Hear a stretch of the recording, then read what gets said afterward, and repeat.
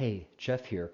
I have 7 exercises to go through, and this is going to work some muscle instability in the lower back, getting into the glutes, hamstrings, and abdominals. So starting off is a 90-90 face-up lying bridge. You're going to be on the floor, you can be on a bed. If you have something to put up for your heels, we want to be in a 90-degree position at the hips and about a 90-degree position at the knees. So I'm going to use the bench on the floor. You can also be against a wall, just with your feet on the wall. And if you're pressing enough, then that will work instead of having a bench. So we're going to have a ball, a pillow, something like this in between your knees. Give it a solid but not too tight squeeze. Push your heels down onto the surface just slightly so your tailbone is coming off of the floor. We don't want to do a traditional bridge like that. That's too much for this exercise. With the tailbone coming off, we're going to get a shift in the pelvis. So it's going from this position to a more posterior tilt. Now, have your hands on abdominals just underneath your ribs. We're going to breathe in. So this cycle, this set is going to be 5 to 8 breaths. So have your tongue on the roof of your mouth. Breathe in through your nose very quickly. Expand as much as you can, and then slowly sigh out the breaths as far as you can take it with the diaphragm. When you think you've exhaled enough, there's probably a little bit more that you can do that will further engage this area and just does a lot of things throughout the body. So start off tongue on the roof of your mouth, breathe in through your nose.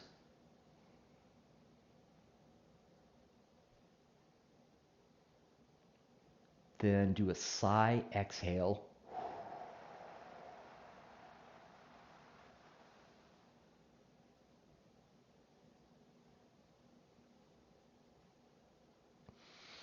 And doing that during the exhale, feel your muscles engage, side oblique abs, front abs.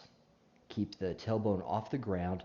When you go through another 4 or so breaths, and then at that point, you can release the tightness on the hamstrings and then lower down all the way to the ground. So next exercise is a Stagger-Step, and just use a book, something that's just a couple of inches. You don't want a lot of height on there. We're going to do this on both legs. You will probably feel one leg is a lot easier to do, less challenging than the other. So that's the one you need to concentrate on, maybe get an extra set or 2 or a few more reps in on the more challenging leg. So we're going to start off raised position there. Bring that over so you can see me. You're going to have the foot solidly on that riser, so we want the inside part of the heel, and then right at the base, coming in towards the foot of the big toe. So we want that metatarsal head and the inside or medial aspect of the heel, calcaneus, to be solidly on the raised surface. The forefoot is going to be half a shoe length in front of the raised foot. You're going to have a ball or a pillow, something like this, in between the upper legs, just above the knees. Hold on to something. You don't have to, but if you find yourself leaning forward too much, then have a wall, dresser, or chair, something you hold on to keep you from leaning forward. What we want to do is push back and down on the raised side. So a little while you're going to feel this glute muscle starting to talk to you because of that position. And then we're going to do a hip rotation.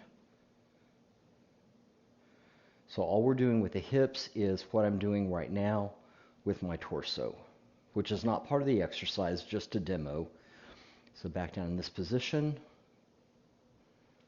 get the hips moving. So we're getting internal, external rotation in the hip joints. While one is internally rotating, then the other one is externally rotating, and vice versa. Make sure while you're doing this, your feet are solidly on the floor, either on the raised surface or the floor. Metatarsal heads are just right behind the big toes, and then the inside part of the heels, making the solidest contact. So I'm not sure how many of these you can do when you've pretty much had enough. Either your quads or glute area is talking to you. Then switch. Raised foot is the back foot. Half a shoe length forward on the lower forefoot. And again, in between with the ball just above the knees. And then get hip rotation while you're in a partial hip hinge position. Feet solidly on the floor. And you know when you've had enough. All right, moving on, we're going to do knee raises with a band. You don't have to use a band, but if you can do these quite a while, 15, 20 of those, then it's time to add a little bit more resistance.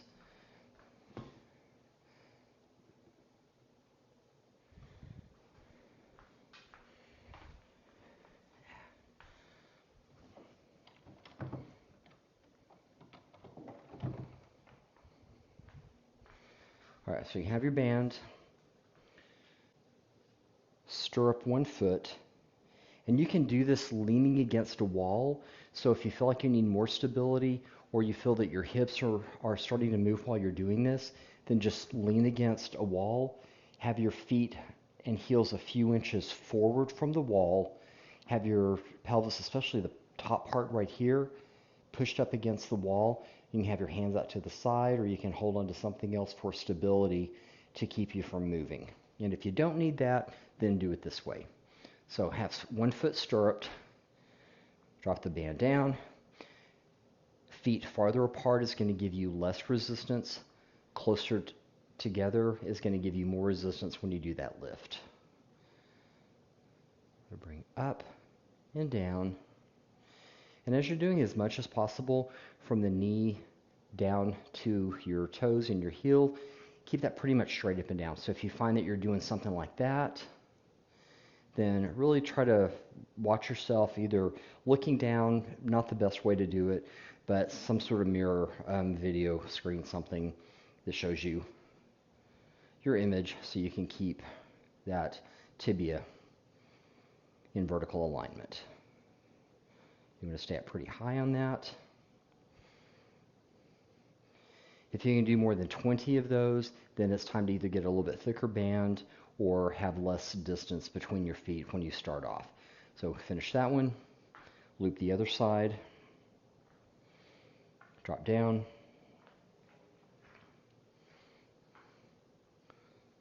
up and down,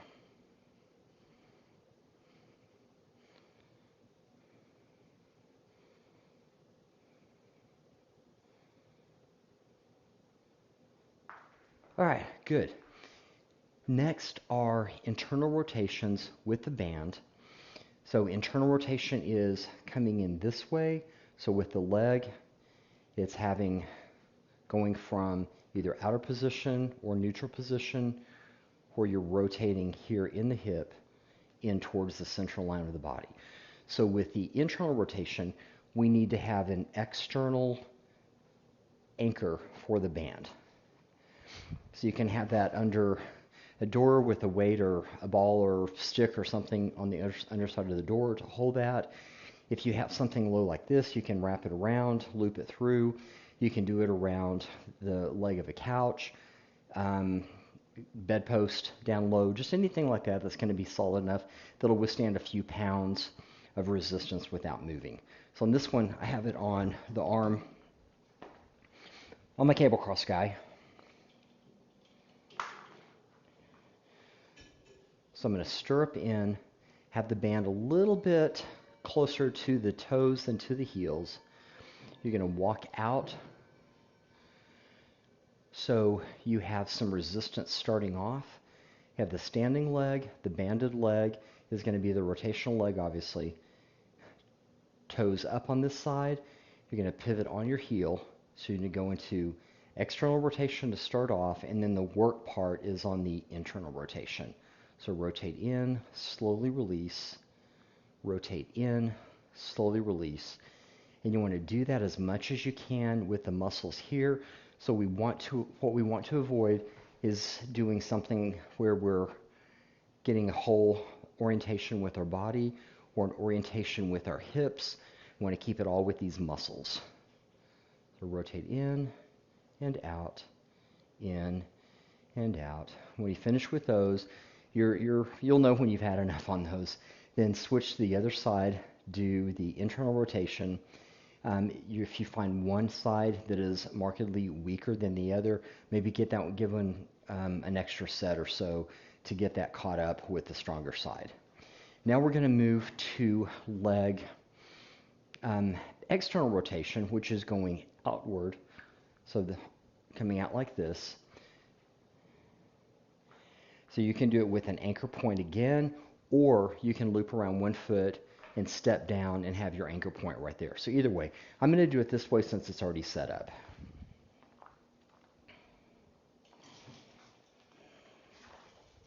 So I'm going to go out far enough from the anchor point so I got some good tension here in the band. Excuse me. Standing leg. Heel is the pivot point on the working leg. So we're going to go inwards to the internal rotation starting off, and then the work part is bringing the toes outward. So pivot on the heel, and again, I'm going to put my hands right here so you can see that my pelvis is not moving. I want to get as much work just in the hip joint with these muscles up here as possible.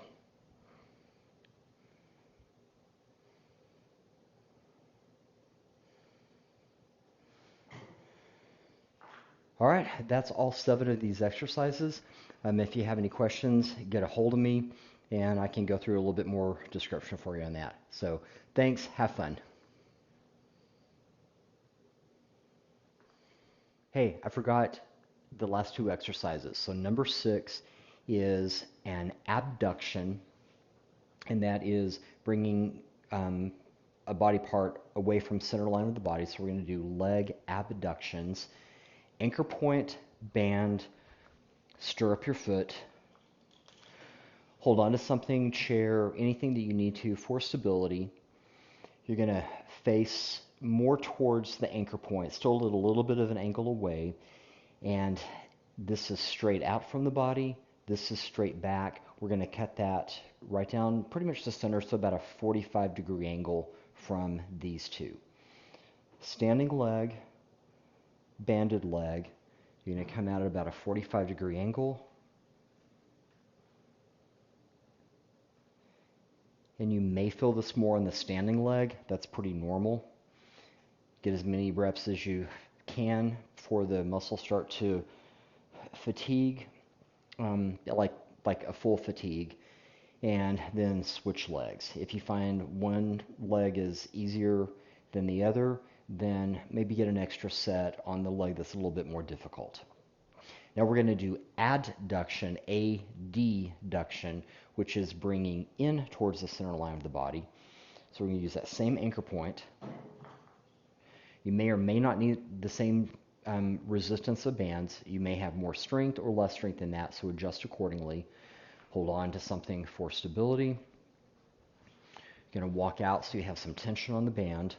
Standing leg, shift your weight there, bring into the body, slowly out, in and out. At any point you can tap down, regain your balance, and still hold on to something. If you at all think you need to, then do in and out like that. So that's working the inner muscles.